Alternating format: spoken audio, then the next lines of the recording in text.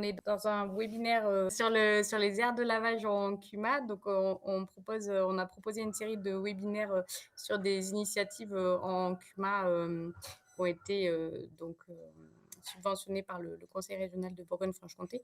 On essaye de mettre en avant des pratiques, innovantes qui ont été mises en place par des CUMA, de la région. Et donc là, c'est que, alors je parle moi au nom de mon secteur, je ne connais pas les autres départements, ce qui se fait trop dans les autres départements, mais au niveau de la Saône-et-Loire, on a une dizaine, un peu plus d'une dizaine d'aires de lavage collectives qui ont été créées il y a plus de 20 ans de ça. Et là, on arrive sur la phase de rénovation des aires de lavage. Et du coup, j'ai beaucoup de questions sur la thématique. Et donc, la société Soléade a travaillé notamment récemment avec une des CUMA du secteur, à Viré. Je laisserai Laurent Lagieux en parler, qui est le dirigeant de la société, pour nous présenter ça.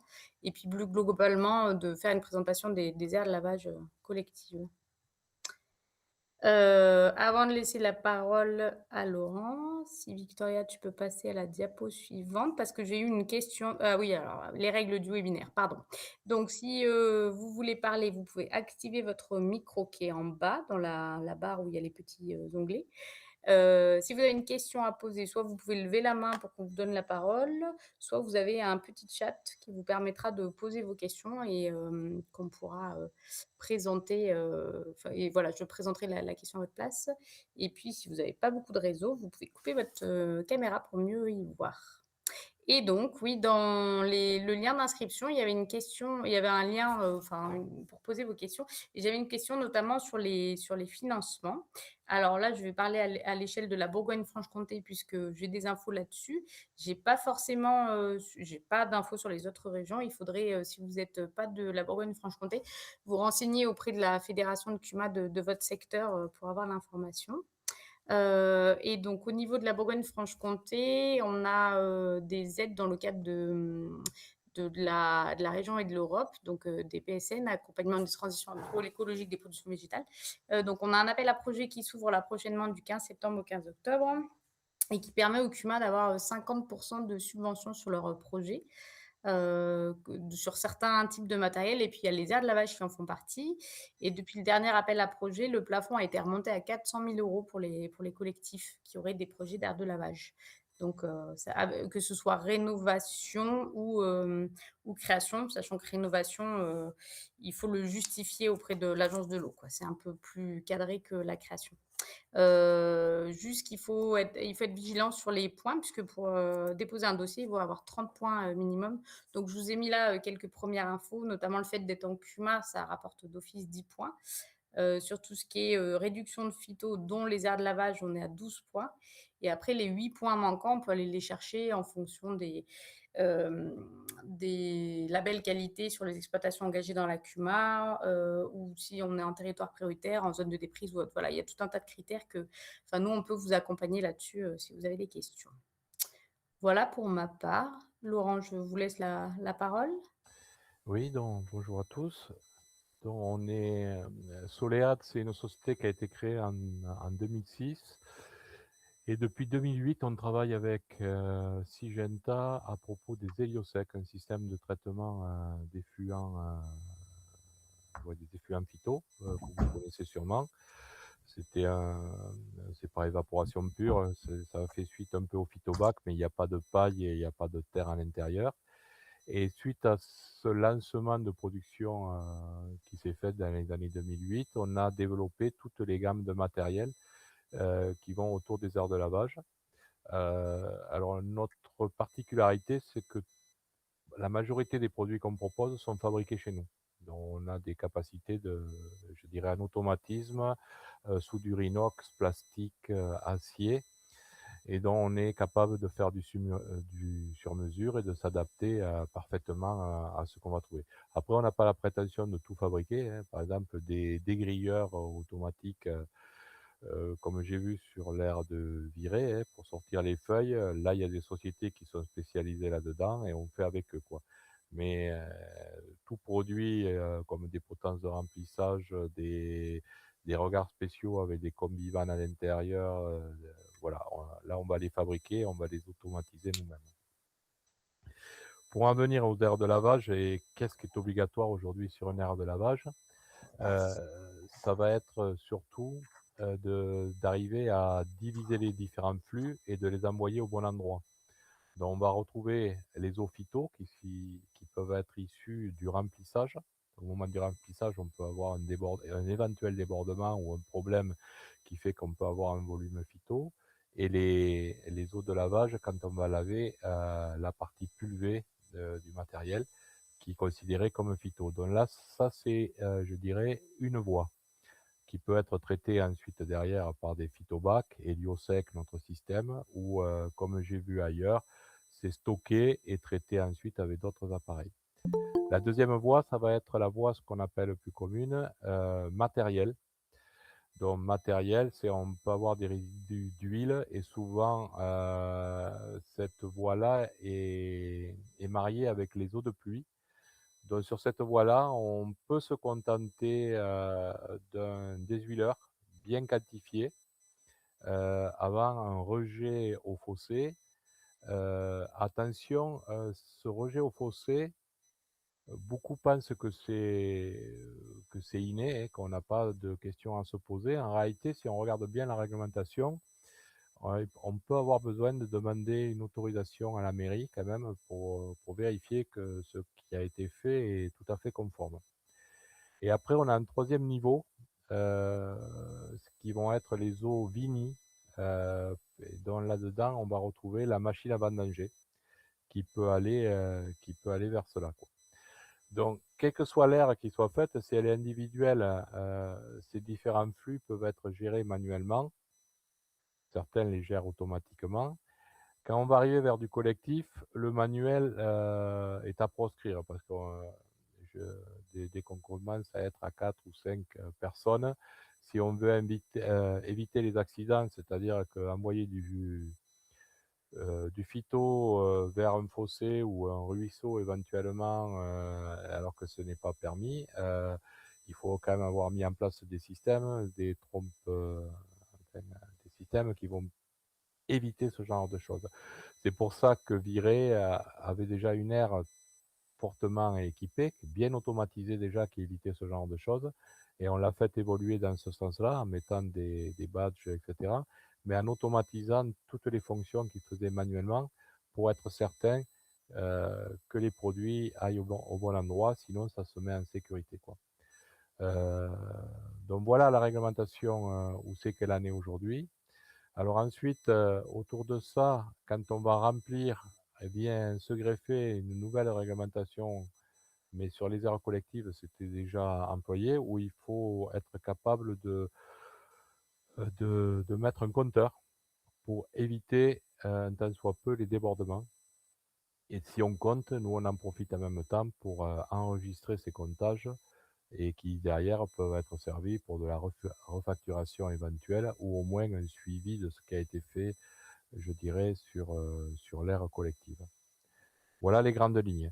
Alors ensuite, il y a des problèmes d'étanchéité, de cuves, de désuileurs, etc.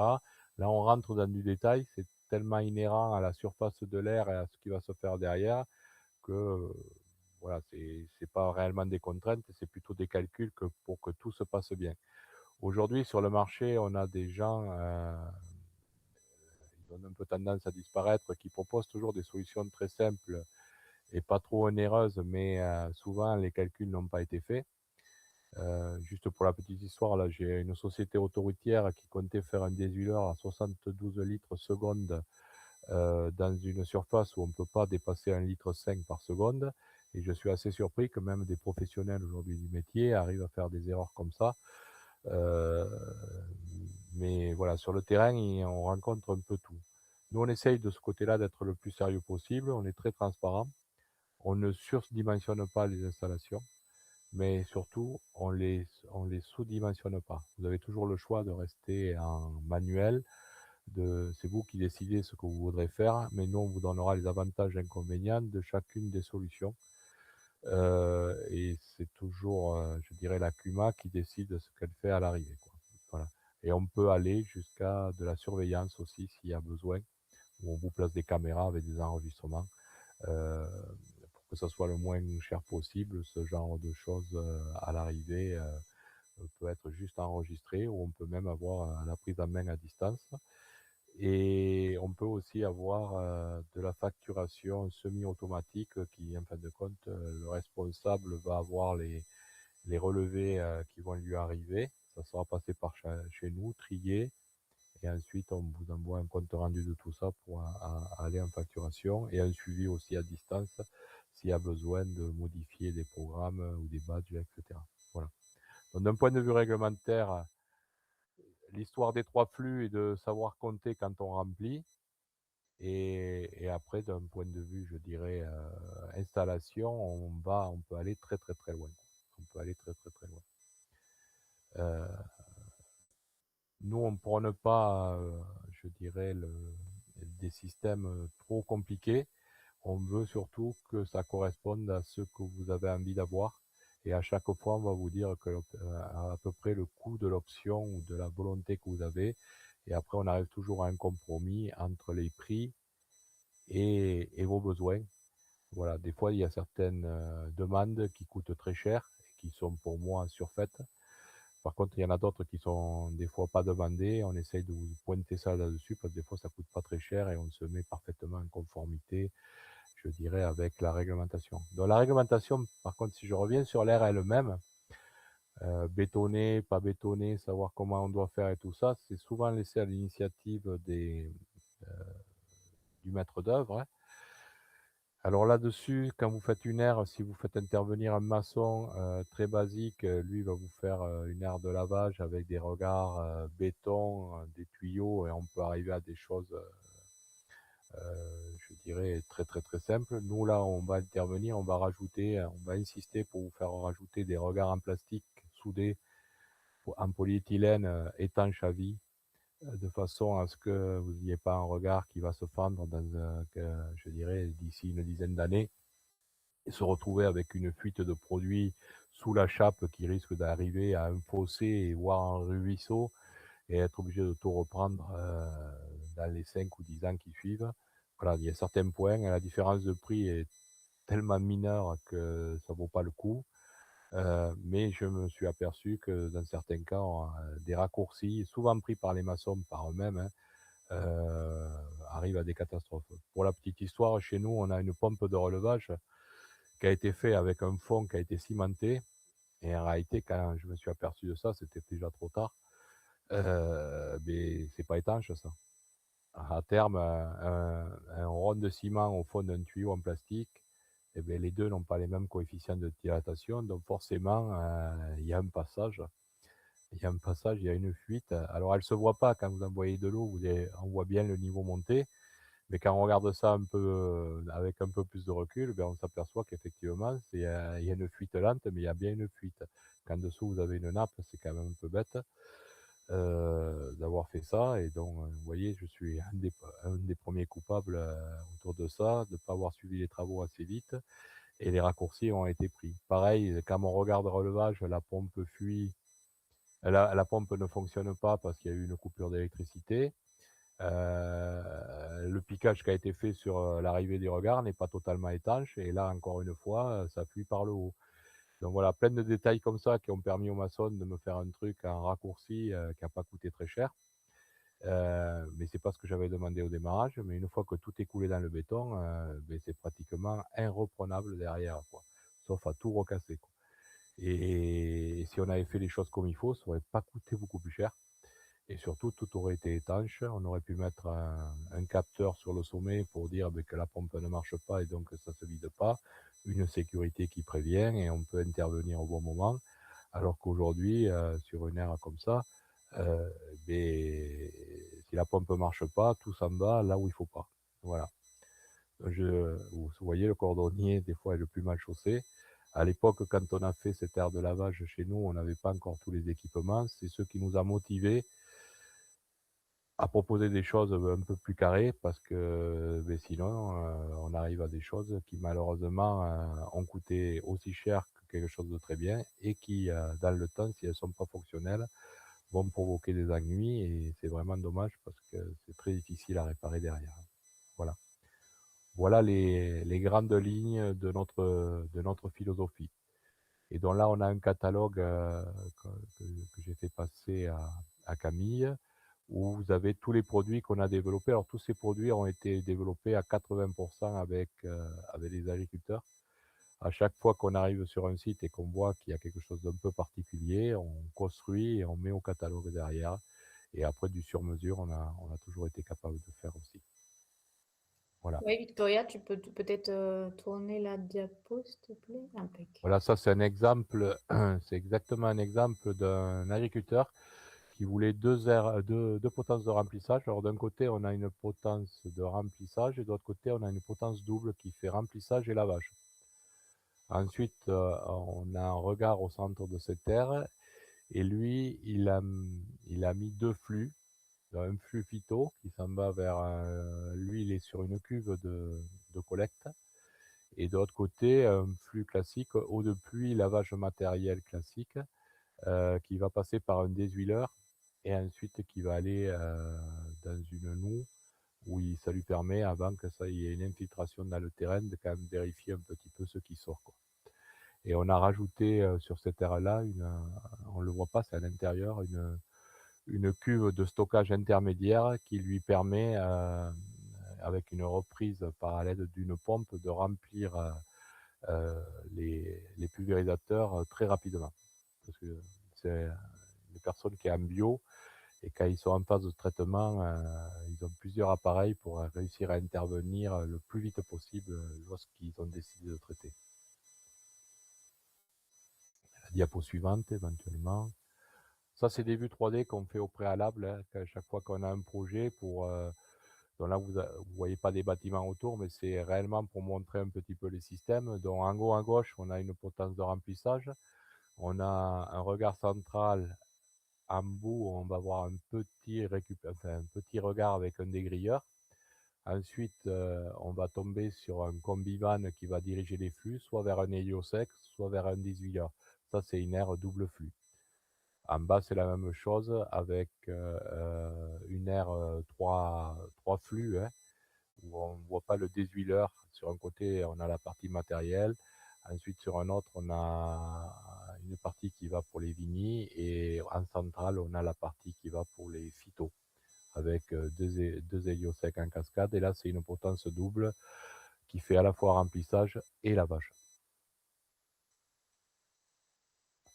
Encore des exemples de différentes potences. On peut passer, assez rapidement.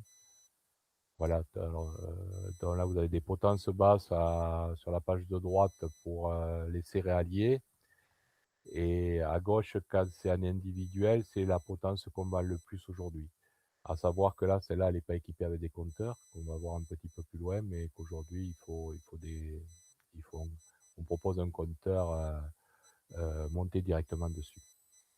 Et pardon, je reviens avec sur la diapo précédente. C'était 2 héliosecs? La précédente encore, Ouais. oui, sur la partie droite, là, on a 2 héliosecs, ouais. C'est plus efficient d'avoir 2 héliosecs plutôt qu'un grand? Ah là, c'est 2 grands, hein. Alors si vous voulez, suivant les personnes que l'on va rencontrer quand ils sont en structure individuelle, on peut trouver des gens qui vont avoir à traiter sur une année en phyto 1 000 litres, mais on a des gens qui arrivent à 6 000, 8 000 litres. Donc là, avec cette configuration-là, on va traiter à peu près, là on l'a monté, on traite 7 000 litres d'effluents phyto par évaporation. Ok. Voilà.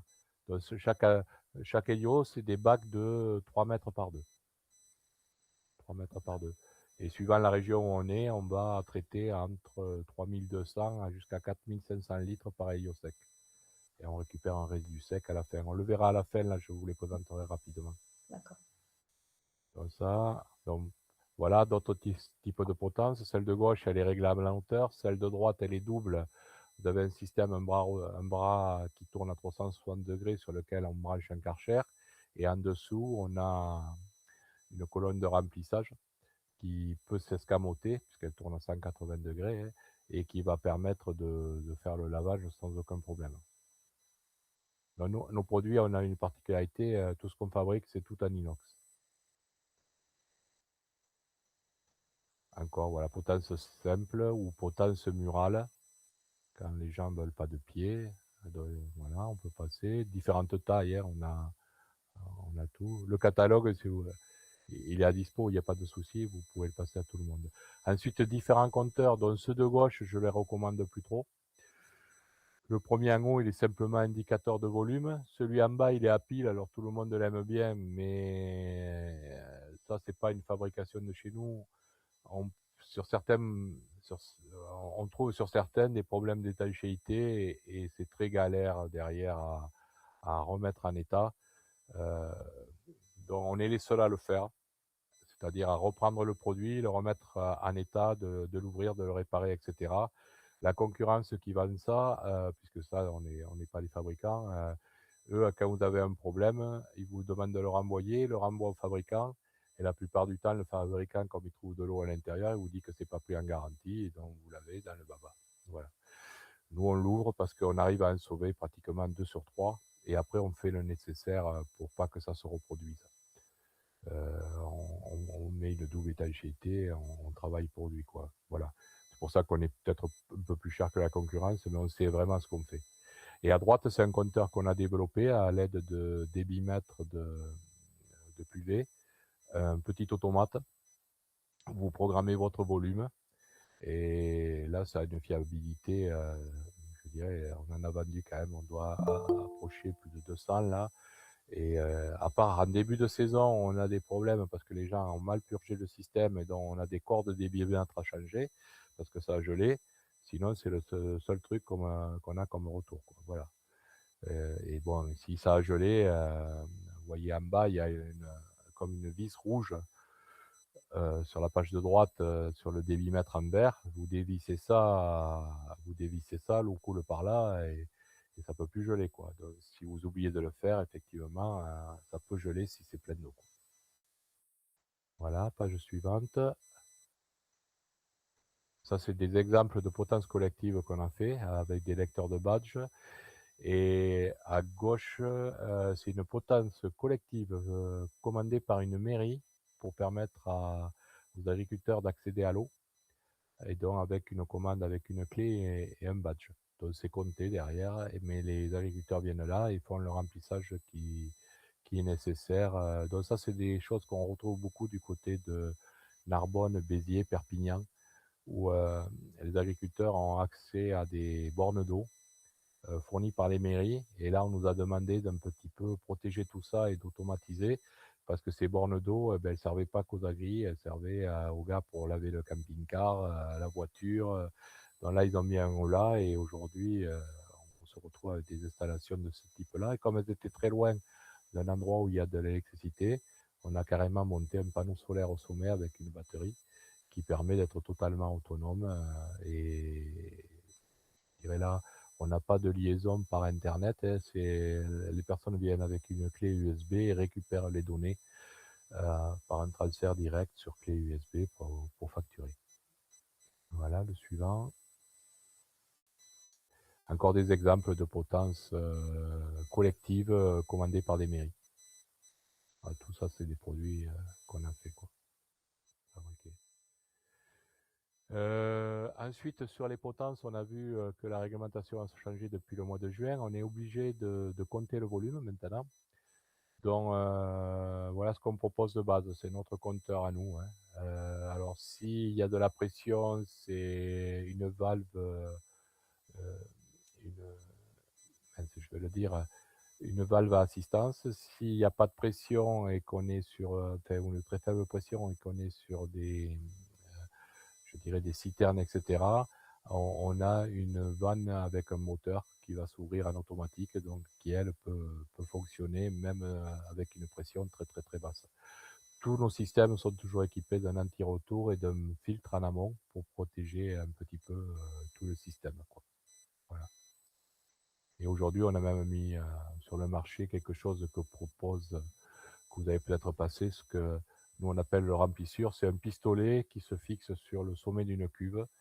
Et quand c'est comme un pistolet à essence, hein. C'est exactement pareil. Et si jamais vous avez fait une erreur de volume, n'importe quoi, ce pistolet se coupe automatiquement à partir du moment où le niveau arrive au niveau du pistolet. quelque chose de pas très onéreux qui permet de répondre un petit peu à la réglementation.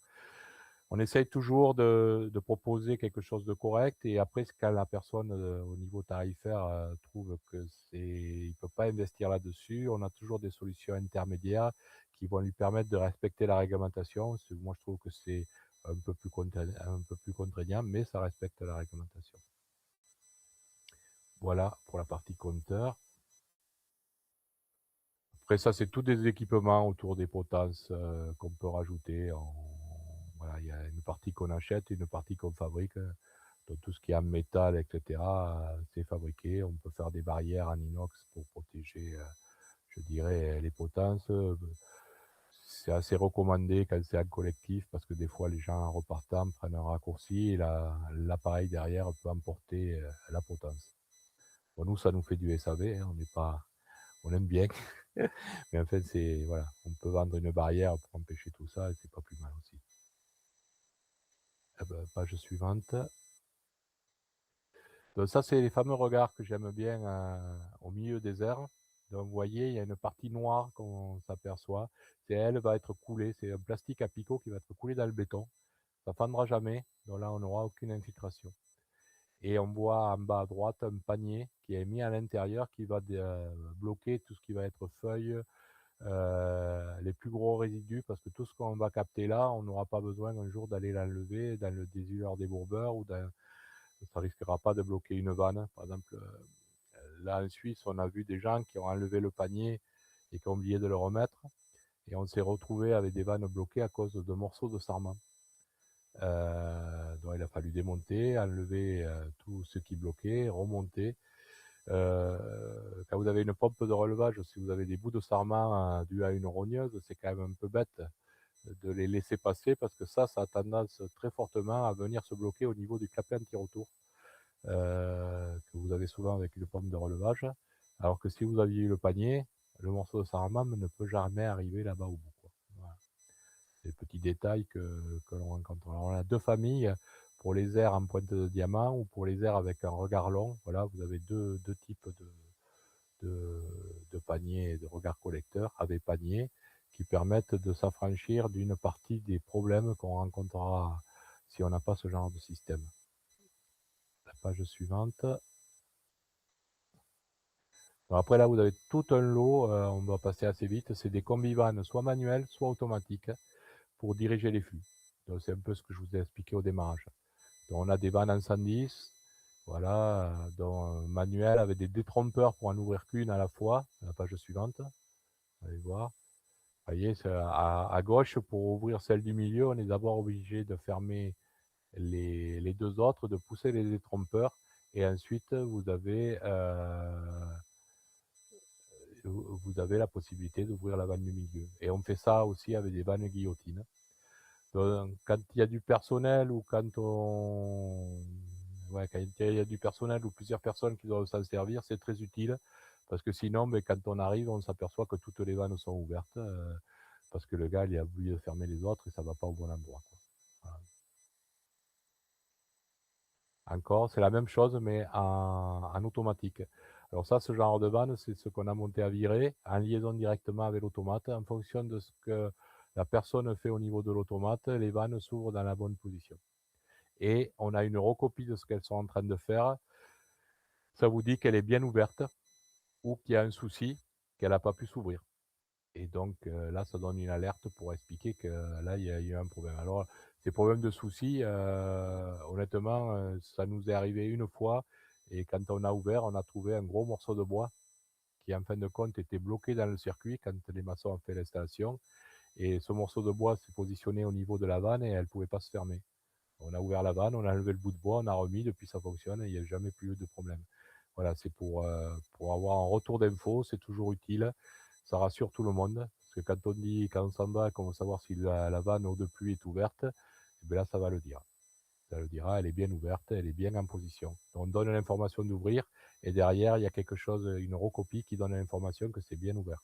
Voilà. C'est toujours important. La suivante. Donc ensuite, là, on va arriver sur les parties où on doit gérer un petit peu les effluents. Donc on a plusieurs niveaux au niveau des huiles, dans des eaux de lavage de véhicules. On a la première partie, ça c'est un premier prix, où norm c'est pour un circuit où il ne devrait pas y avoir d'huile, mais qui a un petit risque. Donc on a modifié un dégraisseur à notre façon, on l'équipe, d'un boudet absorbeur d'huile, c'est une sécurité, voilà. Mais ça, c'est pas réellement un outil, qui peut servir en collectif, ça c'est plutôt un individuel. Page suivante. Et là, par contre, on va arriver sur des outils qu'on va trouver en collectif, hein. Un bac débourbeur huileurs pour, je dirais, entrée de gamme, et à droite, là, on peut monter très haut. Aujourd'hui, là, ces bacs, séparateurs hydrocarbures, c'est pas moi qui les fabrique, c'est moi qui les calcule par contre, et j'ai un fournisseur, qui, derrière adapte à ce que je lui demande. On modifie, on rajoute des choses nous souvent, notamment des capteurs. Là dernièrement, on en a monté un au cas où il y a des sur l'air, il y a un stockage de gasoil, et la grosse question qui se posait, c'est que si les cuves se percent ou et cetera, pour éviter un système de décantation, enfin de protection à l'intérieur de la zone où il y a le gasoil, on passe par l'air de lavage et on arrive à ce niveau-là où on va avoir un détournement vers une cuve. Voilà, en automatique avec des flotteurs, spécifiques. Donc on a réussi à répondre à leur demande. On a installé ça en Suisse et ça a été validé par le service environnement suisse. Ça a évité de tout recasser. Voilà, on a réussi à leur placer ça et de faire les choses comme il faut pour éviter de recasser l'air qu'ils avaient parce qu'ils n'étaient pas dans les clous, quoi. Voilà, diapo suivante s'il vous plaît. Après, on a des regards de relevage avec des pompes, voilà. La partie regard, c'est nous qui la fabriquons. On n'est pas fabricant de pompes, mais on a toute une gamme de pompes possibles et on essaye de toujours trouver des bons rapports qualité-prix, et d'avoir le retour terrain, sur ce qui se fait, quoi. Diapo suivante. Oui, là, on arrive à l'héliosec, dont on a le grand principe, c'est qu'on envoie tous les effluents dedans, les effluents phyto, je parle bien. Et vous voyez, il y a une diapo où on voit une sorte de croûte, sur une bâche, c'est ce qu'on va récupérer à la fin. Donc, tous les ans ou tous les 2 ans. Alors quand on est en aire collective, c'est normalement tous les ans, mais bon, on est à peu près raisonnable. Il faut regarder réellement le résidu qu'il y aura. Si on a moins d'un centimètre, on peut faire à la bâche une année de plus. Mais tout ce qui va être cuivre, soufre, et je dirais matière active des phytos, on va tout retrouver en sec à ce niveau-là. Pour ce faire, en fonction des intrants, on est capable, on a un logiciel qu'on a fait développer qui est capable de calculer les taux d'évaporation en fonction des départements et de quantifier ça au plus près. De quantifier ça au plus près. Et on pourra vous dire s'il en a besoin de 2, 3, 4, 5 ou 6, quoi. Mais ça, c'est notre système de traitement à nous. Maintenant, des fois, il y a d'autres systèmes qui sont mis en place, et notamment à virer, où c'est stocké et traité ultérieurement, un peu plus loin, ou pompé ou traité par un autre système. Donc après, si notre système n'est pas retenu parce que c'est trop onéreux, il y a quelque chose d'autre qui est pris, ça ne nous empêche pas de faire le reste, quoi. Là-dessus, on n'est pas sectaire. Alors Et derrière, là, juste une petite question sur l'héliosec. oui. Comment se fait la jonction donc entre les eaux de lavage et le bac de l'héliosec? Alors Il y a là, une pompe qui on va remonte être, les effluents? voilà, on va être sur le circuit qu'on appelle phyto. Ouais, Ensuite, on va tomber dans un regard de relevage avec sa pompe, et en automatique, ça va aller là-dedans. d'accord. Donc c'est un flux, au fur et à mesure, Au quoi? fur et à C'est mesure, oui, pas tout à stocké fait. Oui, oui, oui, oui. dans une, On envoie en continu à l'intérieur. Si tout a été bien calculé au démarrage, on aura une période sèche où on pourra changer les bâches. Si on a un besoin de plusieurs héliosecs, à ce moment-là, on peut alors soit on peut le gérer en manuel avec des vannes, hein, pour remplir les 2 à la fois, et quand il y en a un qui prend de l'avance, on en ralentit un avec de simples vannes, ou on le gère aussi avec, un automate et des sondes qui vont faire que, beh, on va décider que, beh, tous les héliosecs doivent être au même niveau, et donc ils vont se remplir en conséquence en fermant et ouvrant les vannes en automatique. Et après, on a des touches, s'il y en a un qu'on veut laisser sécher, on va le passer en manuel et le fermer. de façon à ce qu'il se sèche complètement pour changer la bâche en année 1. Le second, on peut par exemple, le changer en année 2 et dire que le troisième, on fera à l'année 3 et une rotation de ce type-là, quoi. Là, tout est possible, hein, là-dessus, on a fait un peu de tout. Dernièrement, on a fait une zone qui n'est pas en France, parce qu'en France, on est limité à 8, mais dans un pays voisin, on en a monté 10 avec des sondes et ils se gèrent tout seuls en automatique. Voilà, dans les à partir d'une pompe de relevage et ça fonctionne très bien, il n'y a pas de souci, quoi. Donc ça peut en plus être rajouté sur une aire déjà existante, Tout pour à fait, échanger son voilà. système. On a un cas comme ça du côté de, c'est du côté de Valence, où actuellement ils ont 2 énormes phytobacs, mais qui donnent pas satisfaction parce qu'il y a des périodes où c'est pas bon et là, le deal, ça serait de rajouter 2 héliosecs en plus de ces phytobacs pour couvrir à peu près tous les besoins qu'ils ont. Ça a été sous-dimensionné et à un moment donné, ils ont trop de phyto et effectivement, de rajouter 2 héliosecs sur leur système, ça permettrait de caler tout, et surtout d'être fonctionnel parce que là, on s'aperçoit que souvent, quand on calcule un phytobac, on fait une erreur sur sur le volume et surtout sur la surface d'évaporation. Aujourd'hui, nous, on a énormément de retours. Vous voyez, notre héliosec, il a des parois noires, il a une forme un peu particulière. En fin de compte, pour un équivalent surface, là, ça fait 3 fois 2, 6 mètres carrés en surface, je dirais, d'évaporation. Un phytobac pour évaporer autant qu'un héliosec, ça sera 3 fois cette surface, pour à 18 mètres carrés. Voilà. Donc ça, ce retour, on l'a depuis longtemps. Les gens qui veulent passer en dessous de ces contraintes-là, ben, à un moment donné, mais ça passe plus, quoi. Voilà, on a bien, on a bien la nouvelle. On a un concurrent aussi qui propose un autre concept, mais c'est par évaporation. Les chiffres d'évaporation qui sont annoncés sont pas justes. Souvent, ce qui est vendu, on dit ça fera, mais après, il faut doubler, tripler, voire quadrupler le nombre d'éléments. Et là, on en arrive à quelque chose où on n'est pas dans les clous. Euh, Nous, on a l'avantage. Moi, je suis un ancien conseiller chambre d'agriculture. Euh, j'ai une super relation avec les agriculteurs. Moi, ce que je veux pas, c'est qu'on me rappelle en me disant, mais tu nous as eu. Non, je veux qu'on me rappelle pour me dire ça marche. Voilà. Ce qui est, si vous, par exemple, si par rapport aux intrants, je vous calcule qu'il vous faut 2 héliosecs. Si vous me dites non, non, on va te prendre que 2 gros et que vous me dites on va te prendre qu'un petit, je vais réinsister pour vous dire que ça ne marchera pas, que ça ne pourra pas le faire. Voilà. Après, si vous insistez vraiment, je vais me laisser faire. Mais vous aurez l'info par écrit comme quoi ce que vous allez monter ne fonctionnera pas, d'après les données que vous m'avez données. Vous voyez là à gauche, vous avez une courbe d'évaporation d'un héliosec. C'est une simulation par rapport aux données qu'a donné l'agriculteur. Et on sait qu'on aura une période sèche.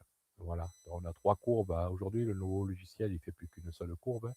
Mais on a 3 courbes. Une verte qui correspond à notre climat d'aujourd'hui. Euh, la bleue qui correspondait au climat d'il y a 10 ans. Et la rouge qui aujourd'hui correspond à un climat d'à peu près il y a 20 ans, quoi. Voilà. Donc on s'aperçoit que ça sèche de plus en plus vite, malheureusement, hein, on s'en aperçoit tous. Mais si ce logiciel et cette appli qu'on a mis au point par calcul ne donne pas un bon résultat, voilà, vous serez au courant parce que vous aurez cette courbe avec l'héliosec pour vous expliquer par rapport à ce que vous avez dit, voilà ce que ça va faire.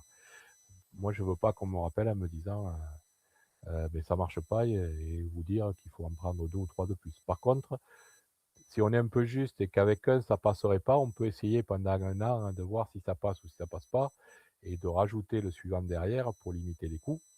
Là, je suis d'accord. Mais par contre, si c'est, par exemple, il en faut 2 absolument et que vous me dites non, moi j'en prends qu'un et le plus petit, là, je vous dirais, ça n'ira pas du tout. Ça ne le fera pas, quoi. Ça ne le fera pas. Voilà. Donc, ce produit-là, on le maîtrise très bien. Aujourd'hui, on a un peu plus de 4000 installations en France. On en a pas mal autour de la France, hein, Suisse, Italie, Espagne, jusqu'en Hollande et Belgique. Il y en a quelques-uns en Angleterre. On en a en Grèce, Égypte, Afrique du Nord, Afrique du Sud. Guadeloupe, Martinique. Mais bon, ça, c'est des zones où on n'a aucun souci. Il y a un tel taux d'évaporation en Guadeloupe, Martinique. Vous voyez, en France, un appareil comme ça, celui qui est à nous, il travaille dans le sud-est à 4500 litres à an. En Martinique, on est à 8000 litres. Donc, ouais. Donc là-bas, ils ont pas réellement de soucis à se faire avec ça, quoi. Ils prennent un grand, ils ont une telle capacité d'évaporation que toute l'année, en plus, ils n'ont pas une période creuse comme nous en hiver. Donc c'est constant là-bas, je dirais, l'évaporation. Le tout, c'est de savoir plutôt à quel moment on va décider d'avoir une période sèche. Donc on met une cuve tampon à un moment donné pour finir de le sécher, et dès qu'on a changé la bâche, on rebascule tout dedans. La cuve tampon ne dure que pour la période où on veut vraiment qu'il sèche. Voilà pour la partie héliosec. La diapo suivante. Bon, ça, c'est la bâche et la sâche. Tous les déchets sont traités par Adivalor à la fin. Donc, chaque fois que vous achetez un héliosec, vous avez une année de traitement de prévu. Et quand vous rachetez une bâche, le traitement est déjà prévu. Il n'y a pas de surcoût à l'arrivée. Le coût, c'est au moment de l'achat de la bâche. Diapo suivante. Voilà des vues 3D quand on va chez des particuliers. C'est des simulations d'installation. Voilà. Donc, des fois, ça permet aux architectes derrière de quantifier les choses un petit peu mieux. Donc, ça n'a pas vocation à plan d'architecte, mais c'est fait à l'échelle.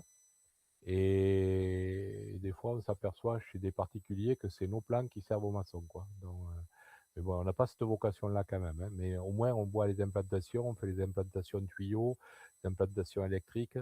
Comme ça, on peut savoir où ça peut passer et tout. Ça permet de réfléchir et de peut-être de voir des fois que l'héliosec, là où on voulait le mettre, et ça passe pas, que là où on voulait mettre le désuileur, eh bien, ça ne passera pas parce qu'il y a un tuyau enterré derrière, qui est un tuyau d'adduction d'eau, il faudrait tout déplacer. Qu'en hauteur, eh bien, pour finir, le plafond est trop bas. Voilà. Au moins, une fois qu'on a eu fait ça, on est sûr que si on vient installer, on pourra installer, quoi. On pourra installer, on n'a pas de moins de surprise. Diapo suivante. Oui, ça, c'est un petit système qu'on avait rajouté pour des particuliers. C'est pour les céréaliers, quand ils sont en période de désherbage, souvent, ils nous prennent un petit héliosec. Et c'est un escolette qui se glisse sous le pulvé pour récupérer le fond de cuve. Et on le branche au tracteur, il y a un transfert direct, la pompe est intégrée directement dans l'héliosec.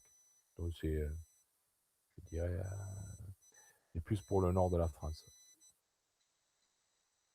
Diapo suivante. Voilà, après ça, c'est d'autres équipements. C'est un mélangeur de bouillie qu'on a développé nous-mêmes, mais qu'on les retrouve souvent sur les airs, qui a la particularité d'être très puissant, une grosse vitesse de transfert, et on arrive à mélanger 125 kg de kaolin, de Baïkal, quoi, d'argile dans 220 litres d'eau, et ça se fait sans aucun problème et très rapidement.